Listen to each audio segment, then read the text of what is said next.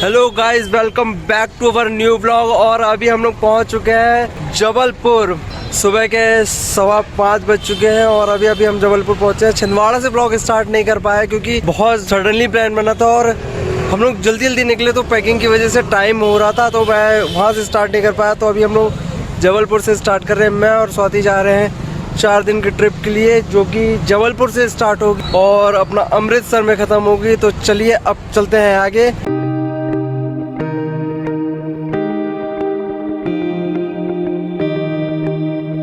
ये देखिए अपना सामान लेके जाते हुए स्वाति मिश्रा जी। हम लोगों का डील हुआ था कि जो सामान लेके आएगा वो अपना सामान खुद ही ले जाएगा। तो इन्होंने अपनी ट्रॉली ले रखी और एक बैग ले रखा है और एक छोटा सा बैग ले रखा है जिसमें इनके खाने के चुटर पुटर वाले सामान है।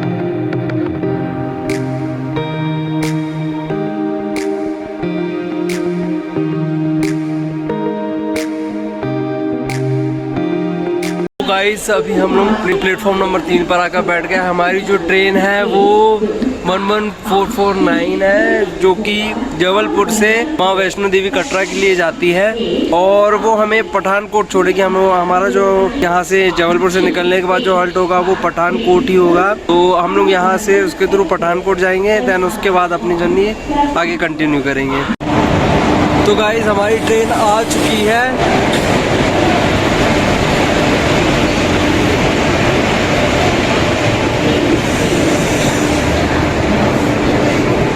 गोली की रफ्तार से भागती हुई ये महिला कहीं नहीं रुकती। तो गाइस हमारी ट्रेन चल दी है, हम लोग बैठ गए हैं S6 में। 79 और 80 जो पीछे दिख रही है बर्थ, ये हमारी बर्थ है। बट एक प्रॉब्लम हो गई है, ये वॉशरूम के पास फंस गई है। तब हमारा सीट सीधा वॉशरूम के पास फंस गया है। बहुत ही दिक्कत वाली बात हो गई है, पर कोई नहीं, अब करेंगे मैनेज।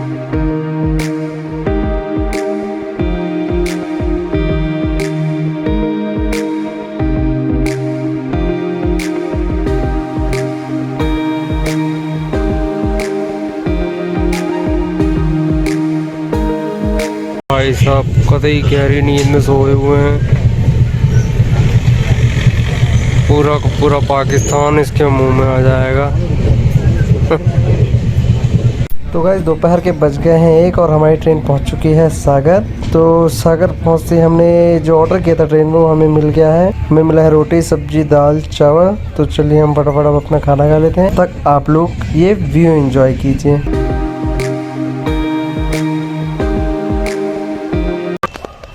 तो गाइस दिल्ली पहुंचती है हमारा खाना भी आ गया। हमें पुलाव पनीर और बटर रोटी मिली है। तो चलिए अब हम लोग जल्दी अपना नाइट का डिनर भी कर लेते हैं।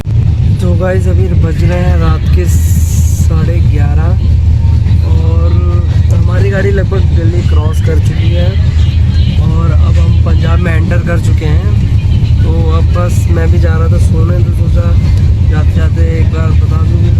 और दिल्ली आते ही हमारा खाना पीना भी आ गया था। तो खाना पीना भी हो गया है। दोपहर में खाना बनाया था, बहुत ही बेकार था, ट्रेन का खाना था। तो फिर उसके बाद मैंने बाहर से ऑर्डर करके बुलवाया, फिर उसको खाया तो काफ़ी अच्छा टेस्ट था उसका। एंड चलिए ठीक है, अब सुबह मुलाकात होगी पठानकोट में। ठीक है गाइस, तब तक के लिए गुड नाइट। तो गाइस जैसे कि मैंने आपको बताया था कि मैं सुबह 6 बजे पठानकोट पहुँच जाऊँगा। तो मैं सुबह 6 बजे पठानकोट में ट्रेन पहुंच चुकी है। बट ये मॉर्निंग कल की गुड नाइट की तरह गुड तो नहीं है, क्योंकि रात को 3 बजे मेरा बैग चोरी हो गया।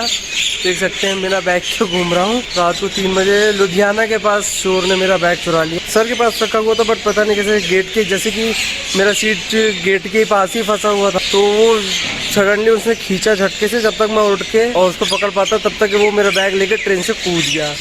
और बैग में इतना कुछ इम्पोर्टेंट था नहीं, तो मैंने भी अब कूदने का रिस्क ना लिया, उसको जाने ही दिया। बैग में नॉर्मल मेरे 2 पैंट और 3 हुडीज और ज़्यादा कुछ रखा नहीं था। मैंने कैश में रखता नहीं हुआ था, तो इसलिए ज़्यादा इम्पोर्टेंट तो कुछ गया नहीं। बट हाँ कि ट्रिप के बीच में ये थोड़ा सा गड़बड़ हो गया कि कपड़े चले गए हैं। बस अब ये लोअर जूते और जैकेट जो पहन रखा था बस वही बचा हुआ है। तो इसी के साथ आगे जाके डलहौजी में, यहाँ से जैसे पठानकोट से मैं अब डलहौजी के लिए निकलूँगा, जाकर डायरेक्ट वहीं डलहौजी में ही जो भी खरीदना होगा कपड़े वहीं से खरीदूँगा। चलिए गाइस अभी तो यहाँ से निकलते हैं, अब जो होना था वो तो हो ही गया, उसके लिए अब पछता के ट्रिप ख़राब तो कर नहीं सकते। चलिए अब चलते हैं आगे की ओर।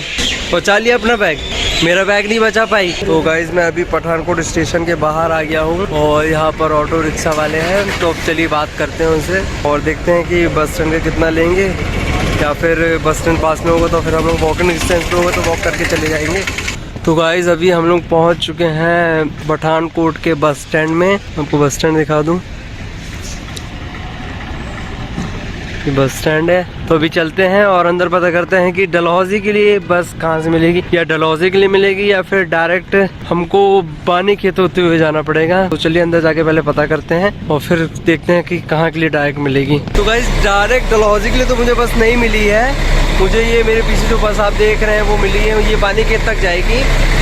डलहौजी के लिए 1 घंटे बाद बसती, बट 1 घंटे वेट करके फिर वहाँ पहुँचना थोड़ा सा ज़्यादा टाइम चला जाता, इसलिए मैंने ये बानी खेत की बस पकड़ ली। बानी खेत से 4 से 5 किलोमीटर डलहौजी पड़ता है, तो वहाँ से कोई भी बस मिल जाएगी हमें जो हमें डलहौजी छोड़ देगी। तो अभी चलिए अब हम इसी बस से निकलते हैं।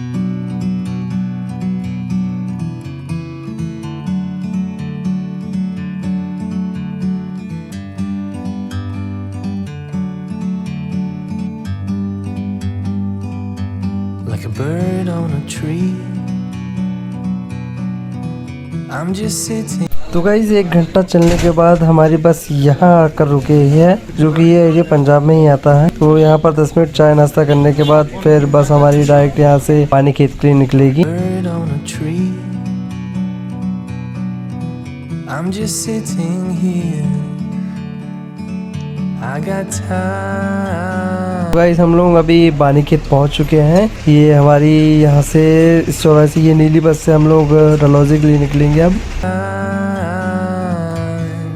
It's clear to see from up here। ये डलहौजी का व्यू,